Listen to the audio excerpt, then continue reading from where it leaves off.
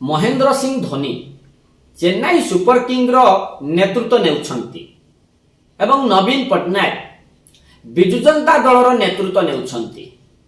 କିନ୍ତୁ ଉଭୟ ଦଳର ଏବେ ନେତୃତ୍ୱ ସଂକଟ ଦେଖାଦେଇଛି।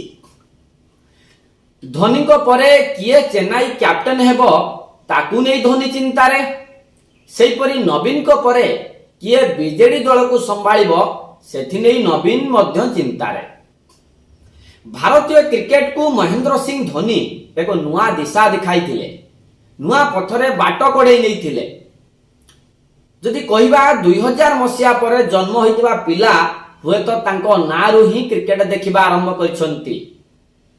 ଠିକ୍ ସେହିଭଳି ନବୀନ ପଟ୍ଟନାୟକ ଆମ ହେତୁ ପାଇବା ଦିନଠୁ ଓଡ଼ିଶା ମୁଖ୍ୟମନ୍ତ୍ରୀ ଭାବରେ ଜାଣି ଆସିଥିଲୁ, ଓଡ଼ିଶା ମୁଖ୍ୟମନ୍ତ୍ରୀ ଭାବରେ ଶୁଣି ଆସିଥିଲୁ। ଗୋଟେ ପଟେ ଧୋନି ଏବେ ଚେନ୍ନାଇ ସୁପର କିଙ୍ଗର ନେତୃତ୍ୱ ନେଉଛନ୍ତି ଏବଂ ଅନ୍ୟପଟେ ନବୀନ ବିଜେଡି ବା ବିଜୁ ଜନତା ଦଳର ନେତୃତ୍ୱ ନେଉଛନ୍ତି। କିନ୍ତୁ ଦୁଇ ଦଳ ଏବେ ଗୋଟିଏ ଡଙ୍ଗାରେ ଯାତ୍ରା କରୁଛନ୍ତି ଏବଂ ଦୁଇ ଦଳ ମଧ୍ୟରେ ଅନେକ ସାମଞ୍ଜସ୍ୟ ବା ପାର୍ଥକ୍ୟ ମଧ୍ୟ ରହିଛି। ପ୍ରଥମ ସାମଞ୍ଜସ୍ୟ ଯେ ଧୋନି ଚେନ୍ନାଇର ନେତୃତ୍ୱ ନେଉଛନ୍ତି, ଯଦିଓ ଚେନ୍ନାଇର କ୍ୟାପ୍ଟେନ୍ ଏବେ ନାହାନ୍ତି। ଠିକ୍ ସେହିପରି ନବୀନ ବିଜୁ ଜନତା ଦଳର ସଭାପତି। ଏବେ ଦ୍ୱିତୀୟ ସାମଞ୍ଜସ୍ୟ, ଧୋନିଙ୍କ ବୟସ ହେଲାଣି, ସେ ଖୋଜୁଛନ୍ତି ତାଙ୍କର ଉତ୍ତରାଧିକାରୀ, ଜଣେ ଭଲ ପ୍ଲେୟାର ଦେଖି ସେ ତାଙ୍କୁ ଚେନ୍ନାଇ ଦାୟିତ୍ୱ ଦେଇ ସେ କ୍ରିକେଟରୁ ଅବସର ଘୋଷଣା କରିବେ। କିନ୍ତୁ ତାହା ସମ୍ଭବ ହେଉନି। ସମାନ ଭାବରେ ନବୀନ ମଧ୍ୟ ବୟସ ହେଲାଣି, ସେ ବି ଚାହୁଁଛନ୍ତି ଜଣେ ଭଲ ଏବଂ ଦୁର୍ନୀତିମୁକ୍ତ ଲୋକଙ୍କୁ ବିଜେଡି ଦାୟିତ୍ୱ ଦେଇ ରାଜନୀତିରୁ ବିଦାୟ ନେବେ, କିନ୍ତୁ ତାହା ମଧ୍ୟ ସମ୍ଭବ ହୋଇପାରୁନି।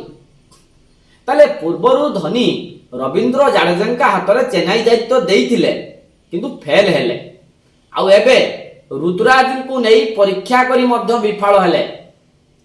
ତାହେଲେ ଚେନ୍ନାଇ ମ୍ୟାଚ୍ ଜିତି ପାରୁନି। ସମାନ ସ୍ଥିତି ବିଜେଡିରେ ମଧ୍ୟ। ନବୀନ ପାଣ୍ଡ୍ୟାଙ୍କୁ ଦାୟିତ୍ୱ ଦେବା ପାଇଁ ଯୋଜନା କଲେ, ଫଳ କ'ଣ ହେଲା ସମସ୍ତେ ଜାଣନ୍ତି।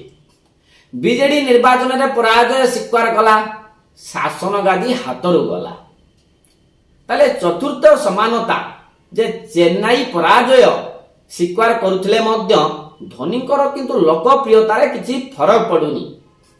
ଆପଣ ଦେଖି ଆସୁଥିବେ ଆଇପିଏଲରେ ସବୁଥର ଚେନ୍ନାଇ ହାରୁଛି, କିନ୍ତୁ ଧୋନିଙ୍କର ଯେଉଁ ପ୍ରଶଂସକ ମାନେ ଅଛନ୍ତି ସେଥିରେ କୌଣସି ଫରକ ପଡୁନି ବା ତାଙ୍କର ପ୍ରଶଂସକ ମାନଙ୍କର କମିବାର ନାହିଁ।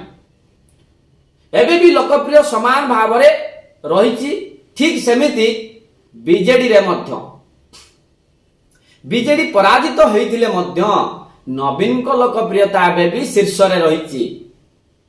ପଞ୍ଚମ ସମାନତା, ଦଳର ବାରମ୍ବାର ପରାଜୟ ପରେ ଏବେ ଶୁଣିବାକୁ ମିଳୁଛି ଖେଳାଳିଙ୍କ ମନୋବଳ ଭାଙ୍ଗି ଯାଉଛି।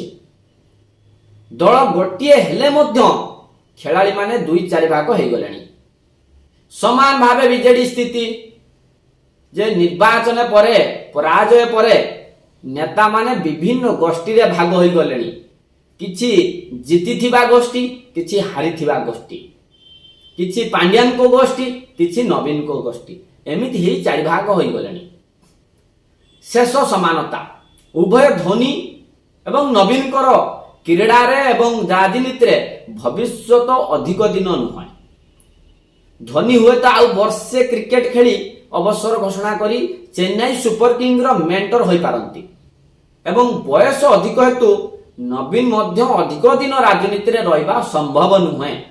ହୁଏତ ଆଗାମୀ ଦିନରେ ଉତ୍ତରାଧିକାରୀ ବାଛି ପାରନ୍ତି କିମ୍ବା ରାଜନୀତିରୁ ସନ୍ନ୍ୟାସୀ ନେବାର ଯାହା ଆଶଙ୍କା ରହିଛି, କାହିଁକିନା ଆଉ ବୟସ ହିଁ ନାହିଁ ତାଙ୍କ ପାଖେ। ରହୁଛି, ନମସ୍କାର।